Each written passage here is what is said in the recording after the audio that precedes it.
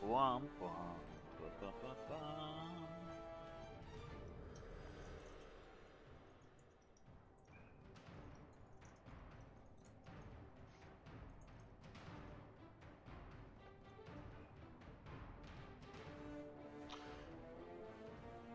Alright, you let me know when you're ready on your end. Yep, we're starting right now. This is Scorgan and Mutt back for Game 4 of the Blood Bowl season.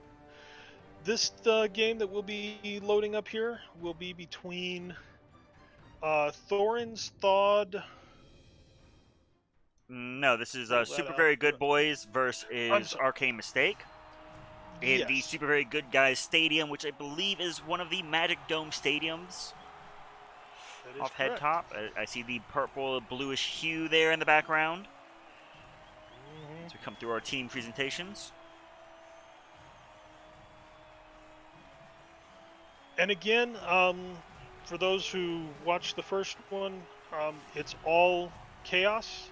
He had one player out, so as you can see, he got a goblin from, I believe that is Underworld Goblin. I do believe so. And I believe this team was fully intact. Jerra's Lizardman, which is just Lizardman. We have a kickoff here,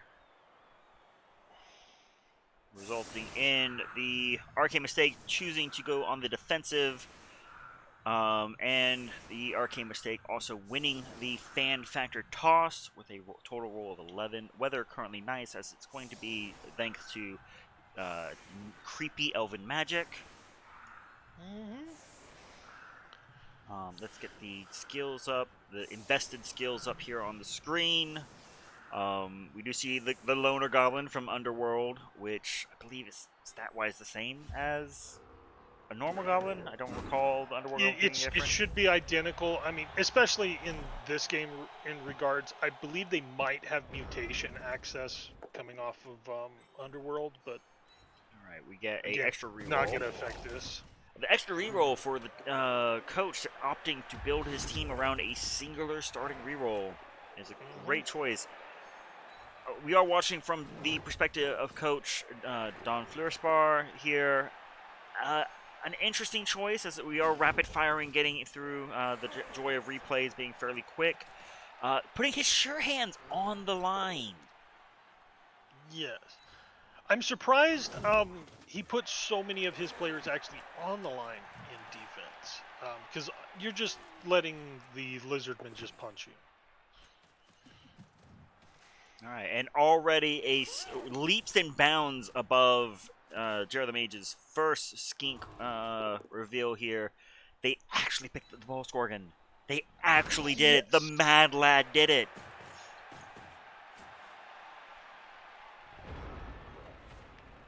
Go. And we will note, this was a match played where the coaches opted to avoid any banter between each other, opting to just focus on their own games. Yes. And we'll see if the result turns into some interesting plays. That's the best we can hope for. Coming into week 2, I don't recall any of these players securing a level up. So the skills they got, maybe the Saurus there that now seems to have tackle. I should have taken that. I don't believe anyone leveled up off of week 1. There might have been a level 1 something that happened to get. Okay, no. Venusaurus here either got just a single Kaz, because they're at 18. So yeah, I don't believe simple answer. I don't believe any of these had any level ups over what you would have seen in week 1. Also, Mother Teresa. Will we see better uses of our Mighty Blow Mother Teresa over here? I really hope so. I really do. towards the end of game one, it started to become a significant factor, and I hope he recalls it. As we get Mr. Rogers stunned down on the pitch. No bloodstained sweater yet, but his own.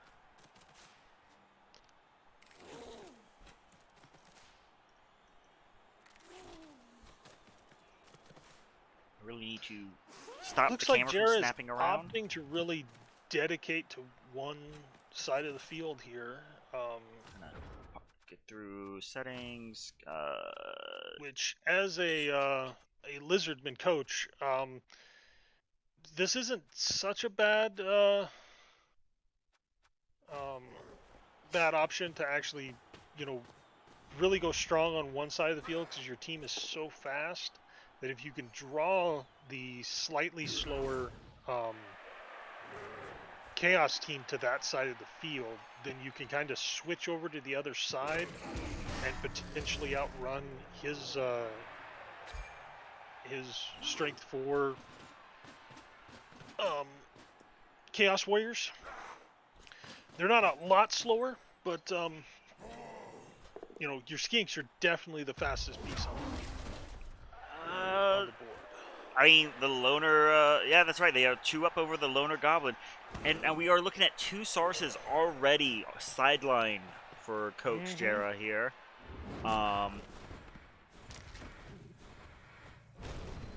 We get one of the 3 rerolls, resulting in a defender slips. And the first bonehead of the game.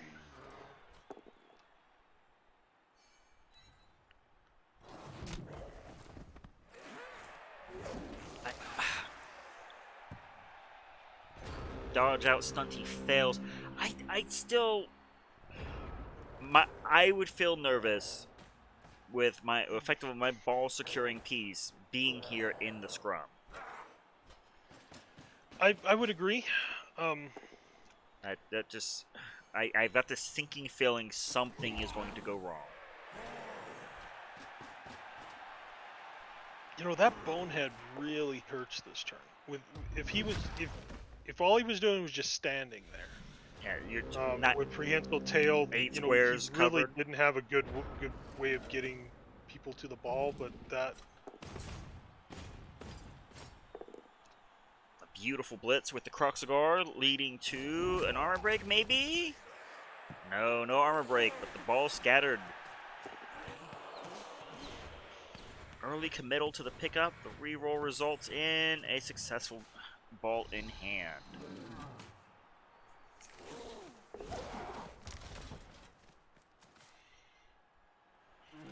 Still looking. Didn't really like where he decided to go with the skink there. If he had ran just straight across. Further right field would have been important. Yeah, further right field. I mean, he does move over and put a decent cage on it, but it's a skink cage.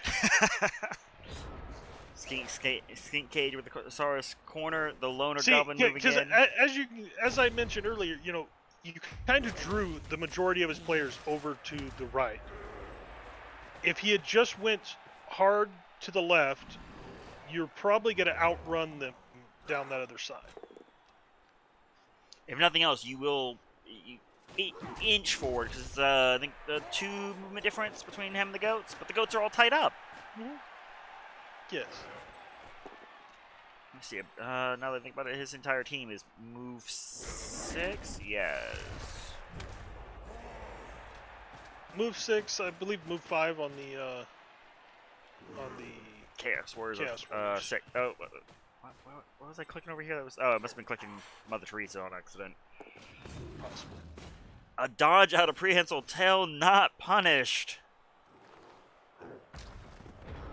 I mean, I hate to say it, but there are quite a few big guys in this league that have prehensile tail, and the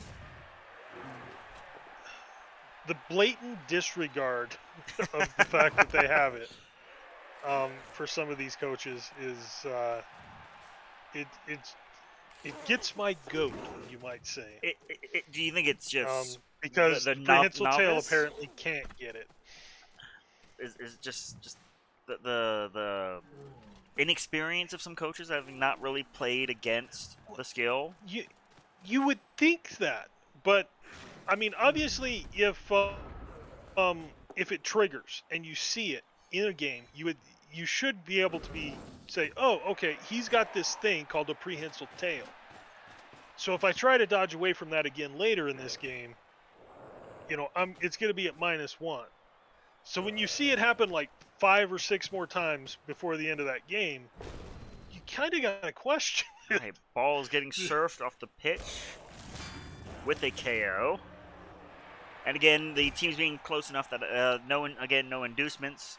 And the ball scatters quite beautifully for the sake of Don here. Now he just has to get someone over there. And where is his sure hands? Oh, that's right. Sure hands is the one that did the blitz. That dropped. Now see, here it is. He put all of his skinks all the way over on that one side, right? All but the one that's laying on the ground.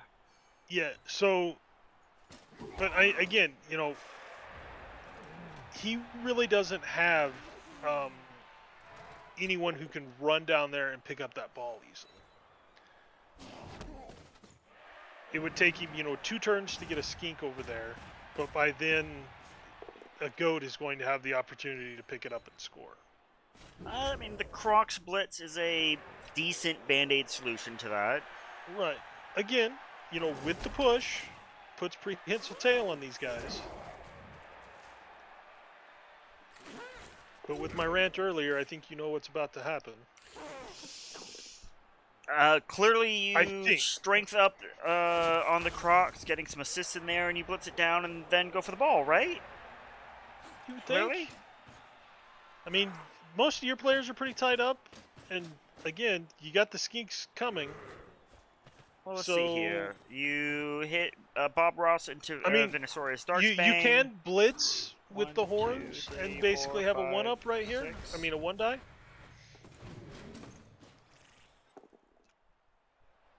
Okay, gets 2-die on it.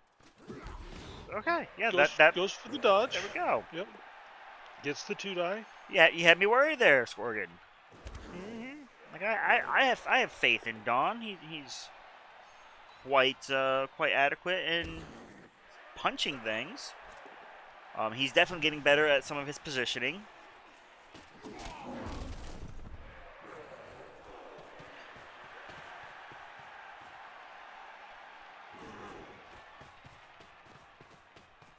Now, exactly what he didn't need. Pushing down. Fortunately, scatters forward. More players around. Yeah. Yeah, if he had gotten that pickup, that would have been a score. But now it's just sitting there. Oh, the loner. Well, that would have been horrible. Yeah, reroll for the loner. I mean, you got to, but Blitzes gets up there, at least marking it, putting prehensile tail on the guy. Would have liked to have seen him just start moving those skinks right away, because you got to get at least one down there, which he does. That could have been his blitz right there. See, that would have made it strength 4, 2 assists. That would have been 2-die blitz.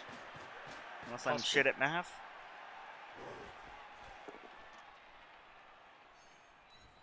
I mean, you just, I guess, still blitz with Emo and then try to pick the ball up.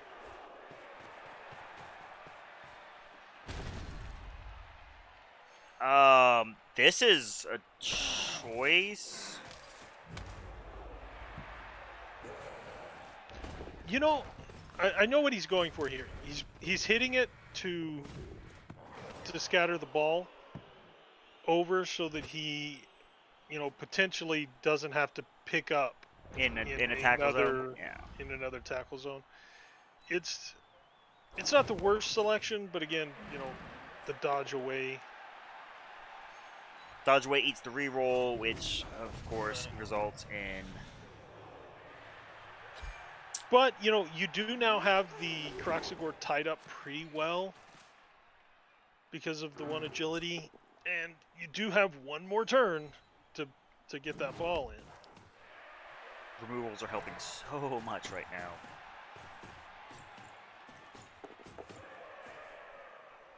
I remember I didn't start watching this game. I came into the game roughly around turn 7 or 8 here. And was thinking, There we go. We got the score. you know, he's doing so well at actually preventing this, even for a few turns. But yes.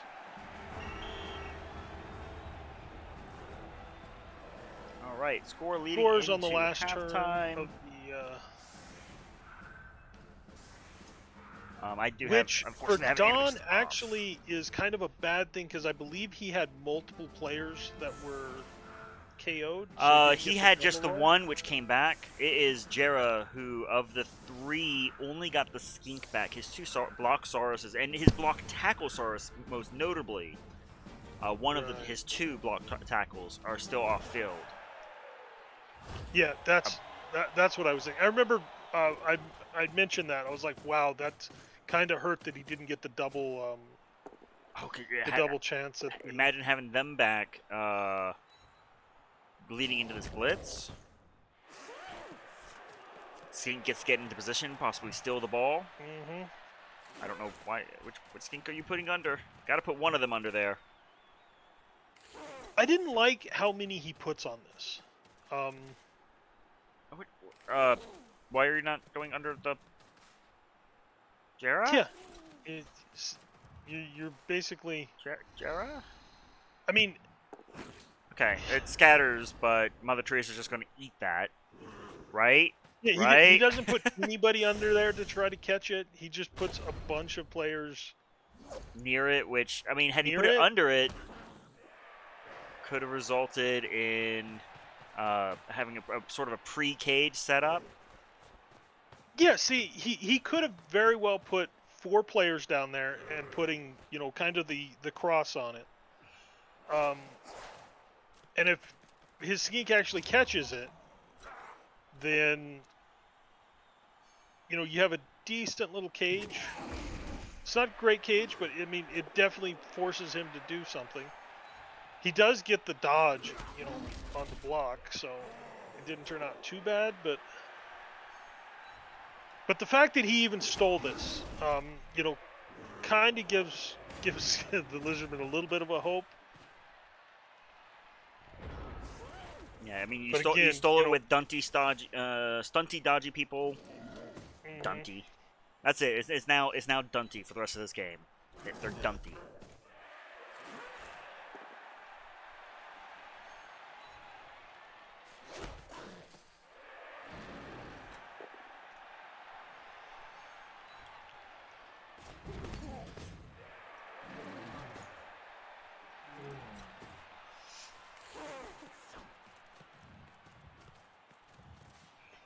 Don does do a very good job of, really screening that really hard on that side to force him to push it back. But of course, he still has buttered up skinks in this game. I don't know what he's done, but yeah, whatever it is, his skinks just cannot for the life of them.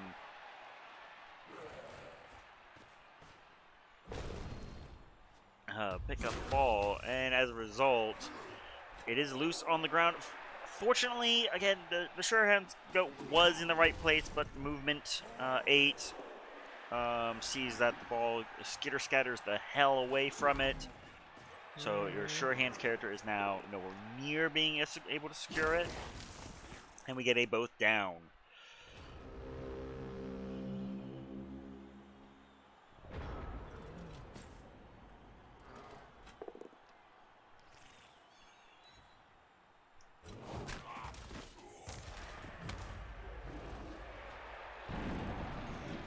And as down as Jerra is right now, I mean, technically they're pretty equal, but he's got mostly skinks. Going up against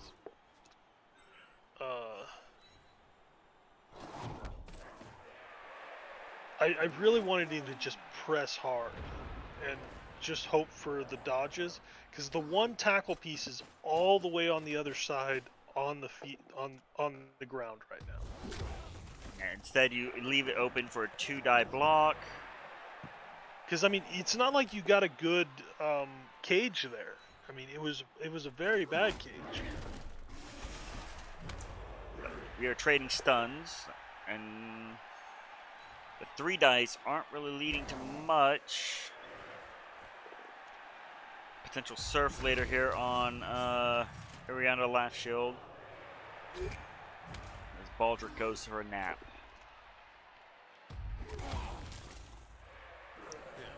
See, this would be my concern with such a skink-heavy team is not only do you now not have the ball secured, you have to pick the ball back up, and your skink army is getting the ship punched out of it down on the other side of the field. Uh-huh. I mean, he played what he was given. He got the very shallow kick and saw the opportunity to potentially steal it. I mean, who here wouldn't? Right. Drawing the entire defense to the one side, so you start to try to circle back around, but kind of get caught up here because of bad handoffs and just having to scrum it.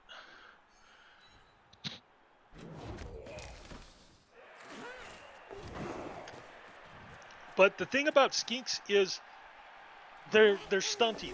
They have dodge.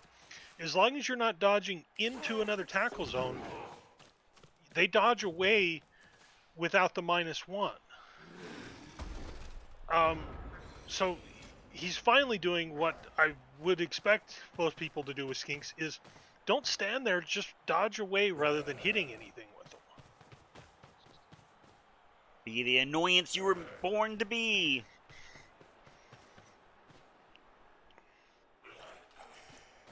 And I would have preferred that he actually, rather than running them all up there, leave one on the other side of the field down there in scoring range. So that if you can actually get this ball and dodge through with a skink, you got something to hand off to, With and you tie this Don's up. whole murder team down there, you had the Mighty Blows, you had the tackle down there. You don't think that thing would have gotten swept? I'm saying rather than running back up with all of those skinks, run one across the field to the left side of the field. That's what I was saying.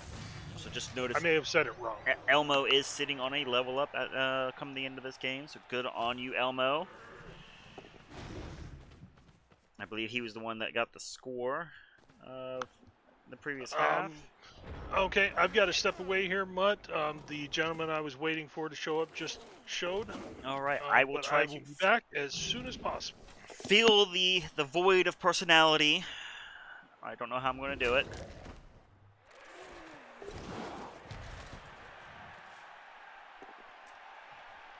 All right, we get the precarious 1-die blitz with a skink, fortunately securing the ball to follow up, and then failing to go for it behind it. Quite the comedy of choices there. We are going to turn 13 here for the Super Very Good guys. A Horns blitz resulting only in a push with a... I guess you could follow that up. Since your sure hands. What is the name of your sure hands? I keep forgetting. Don, I am so sorry. Phineas. If Phineas can there get the ball, which looks like that is the go-to. Got the ball. Sure hands not needed.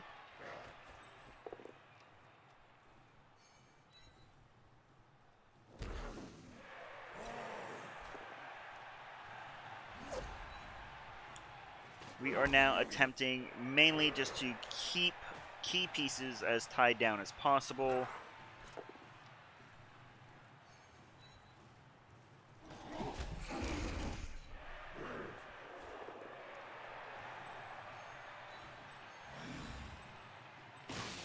Now we can look at 2 dodge outs into a blink to another 1-die block, which is now prevented via the Loner Goblin coming in and showing its worth. And we are immediately, yeah, there's the dodges. Do we get another dodge blitz? We do indeed. The dodge, unfortunately. Why there?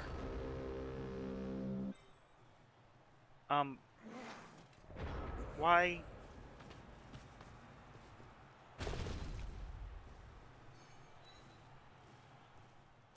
Alright, we attempted to dodge straight north instead of taking the angle for the lower chance, and then coming around, resulting in the super very good guys going up 2-0.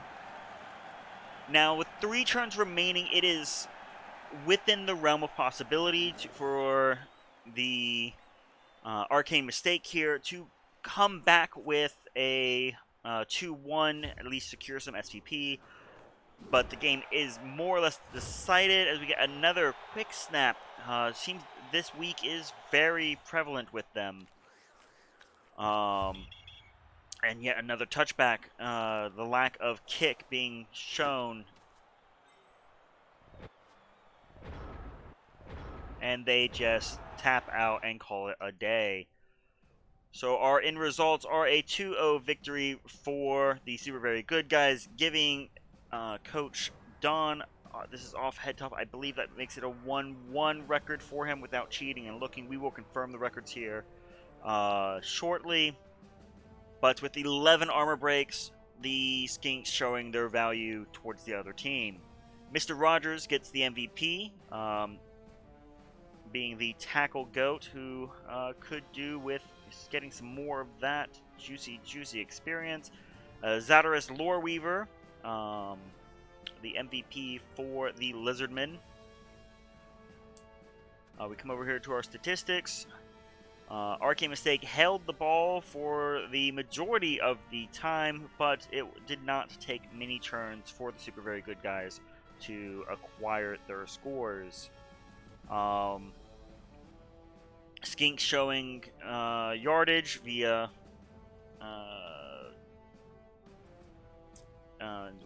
almost a little over double their opponent. Come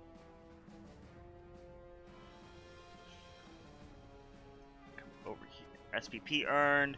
Only the MVP for the Lizardmen, whilst the super very good guys getting the MVP on Mr. Rogers, a score on Phineas, and a score on Elmo. Which, as I recall, that does give Elmo a level up. I will happily be trying to get hold of Coach Don at some point to find out just what he decided to do with that level up. Don't just cheat. Take a sneak peek here after the game.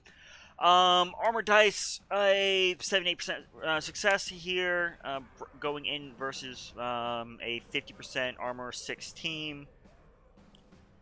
The injuries that got rolled successfully.